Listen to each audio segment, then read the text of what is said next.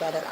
O turmas a gente ainda não concluiu o levantamento, mas a gente já concluiu a quantidade de escolas, são 62 escolas. Todo ano a gente faz essa contagem, porque algumas entram, outras saem, a demanda às vezes em determinado lugar diminui ou não tem demanda para a EJA, aí tem escola que encerra suas atividades, mas outra em outro bairro abre. A gente tem os dois segmentos.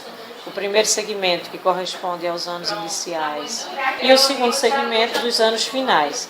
Com o primeiro segmento, a gente tem 50 escolas, com o segundo, 37. Mas nesse número, tem escolas que oferecem os dois. Então, na verdade, o total de escolas que oferece educação de jovens e adultos nesse município são 62 escolas. A gente não tem detalhamento, mas a gente sabe que a EJA hoje tem a oferta garantida, garantida pela LDB e tem o financiamento próprio do Fundeb. Então esse valor vai diretamente para a conta da prefeitura, que vai ser depositado pelo Fundeb, mas a gente não tem gerência sobre o gasto, sobre o uso dessa verba. A última informação que a gente teve é que o uso dela fica para pagamento do professor. O secretário de Educação nos informou que hoje o Fundeb aqui no município é usado para pagamento da folha. O material didático da EJA hoje o município distribui um kit para caderno, lápis e vez ou outra recebe uma camisa como fardamento.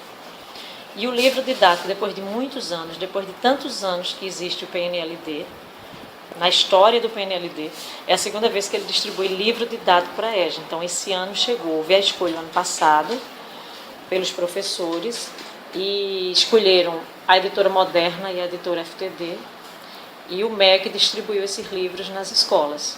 Seria a questão da alfabetização.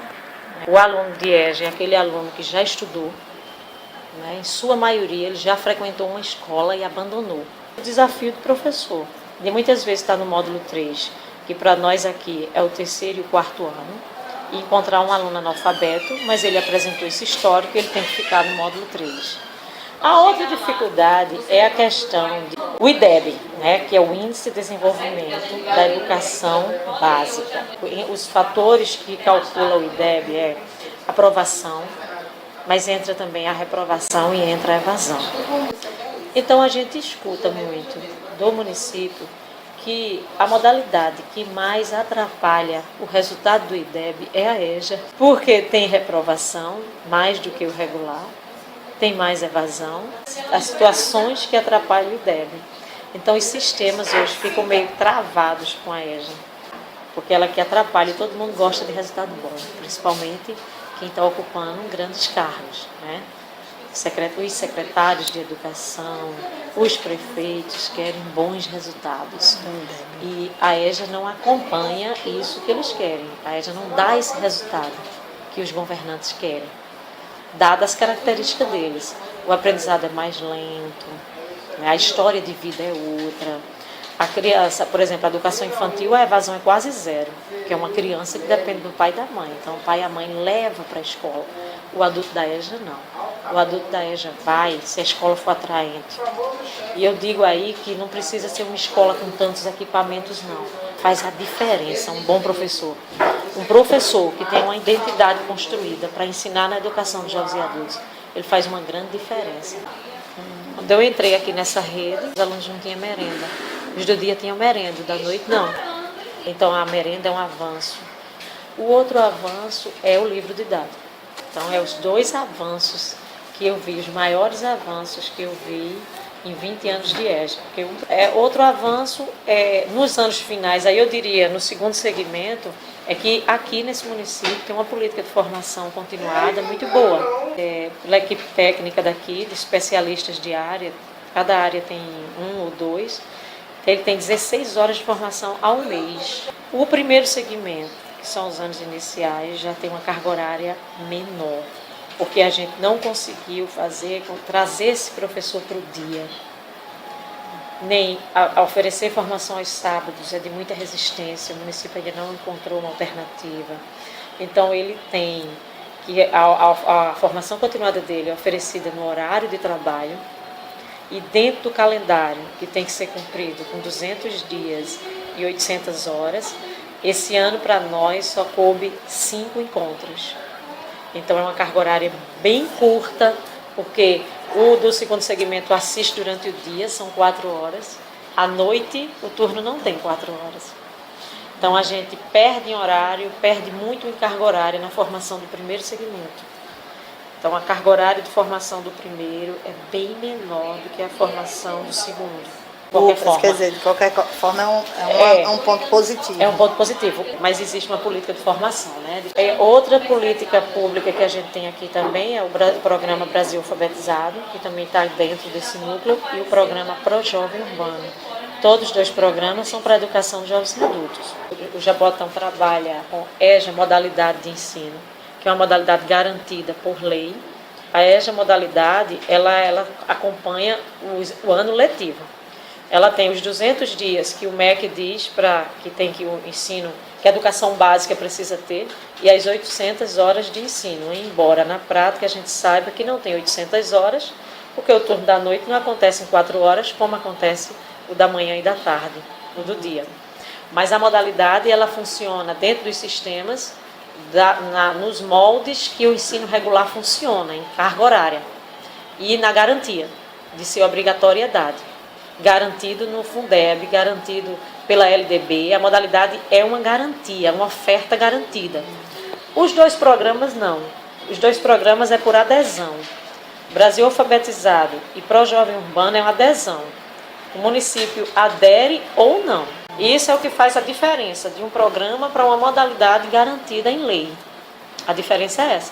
O programa pode ter e pode não ter. Se o Ministério da Educação entender que não quer mais oferecer, ele interrompe.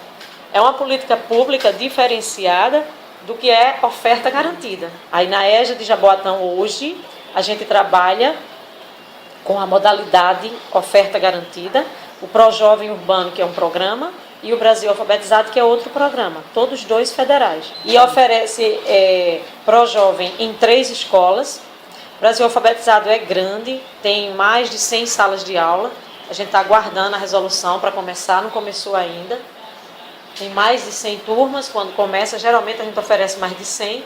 E a EJA está aqui também com mais de 100 turmas em 62 escolas. Hoje a EJA se apresenta assim, nesse município.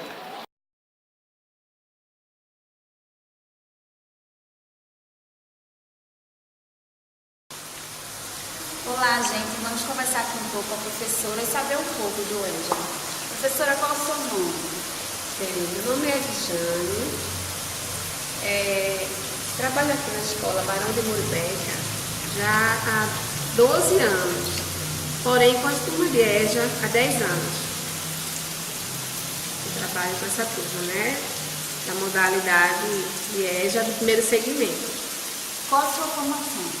Minha formação, eu sou pedagoga, tenho licenciatura em psicopedagogia e também gestão escolar, gestão e avaliação escolar. E qual seria, assim, as facilidades de ensinar no EJA? Bem, a facilidade, para mim, seria assim, a questão do horário, porque para mim seria à noite, né, a questão do horário. Mas a gente sabe que em algumas escolas tem também EJA durante o dia, tanto no período da manhã como à tarde. Mas aqui na nossa escola, e muitas a preferência é à noite, porque os alunos trabalham. E por conta da questão do trabalho, aí as horários da turma do EJA, eles preferem trabalhar à noite, por conta do horário. Aí o horário da noite ele é reduzido, não tem a carga horária grande, como quem trabalha chega de manhã e à tarde. Aí a facilidade para mim seria isso. Mas assim, em termos dos alunos mesmo, trabalhar com eles em sala de aula, a facilidade que eu acho é assim, porque os alunos já são adultos, eles sabem que já perderam muito tempo, né? Perderam muito tempo sem estudar, então estão aqui para recuperar o tempo perdido. Então essa é a questão assim que eu acho mais fácil trabalhar com eles, que eles querem, eles sabem o que querem, eles sabem o que vem buscar aqui, para recuperar o tempo perdido. E quais seriam as dificuldades? Bem, as dificuldades que eu encontro na EJA Primeiramente, no início do ano, a gente tem um pouco de dificuldade porque eles são assim, um pouco travados, eles assim, têm um pouco autoestima baixa. Então a gente primeiro, de início faz esse trabalho com eles, que eles passem a acreditar nele mesmo, né? E aí daí a gente vai conquistando a confiança deles, né? Conhecendo eles para daí desenvolver um melhor trabalho. Mas uma dificuldade maior durante todo o percurso, durante todo o ano que eu trabalho com eles, eu acho assim, é um apoio por parte da rede. A rede de ensino deveria procurar investir mais no EJA, eu não vejo assim muito apoio. Material didático, a gente não tem assim, material didático específico para a EJA. Então, cabe ao professor criar, inovar, buscar. Eu trabalho muito com encartes de supermercado, procuro trabalhar jornais, revistas, porque não tem assim, um material adequado. Você vê livros, chegam para educação infantil e fundamental, mas específico para a EJA, não chega. Chegou material didático, lápis, caneta, tudo para os menores, mas EJA não chegou nada até agora.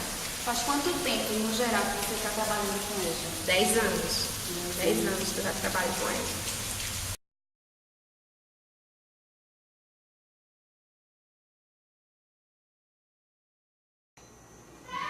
Boa noite, estamos aqui com a aluna de EJA e vamos fazer umas perguntinhas para ela.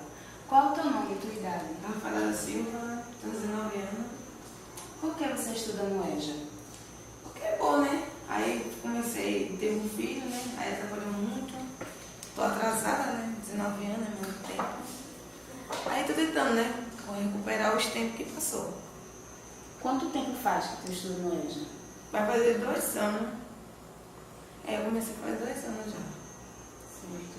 O que você acha de estudar no EJA? É bom, é mais espaçoso, né? Aqui é mais... A gente se mudou agora há pouco, né? Que é mais espaçoso, né? Antigamente não, a gente estudava num estelita. Aí a gente passa pra cá, é mais espaçoso. As professoras são melhores do que o outro ano, isso é. E assim, ensina mais, né? E aí a gente tá indo devagarzinho. Tá bom, obrigada então.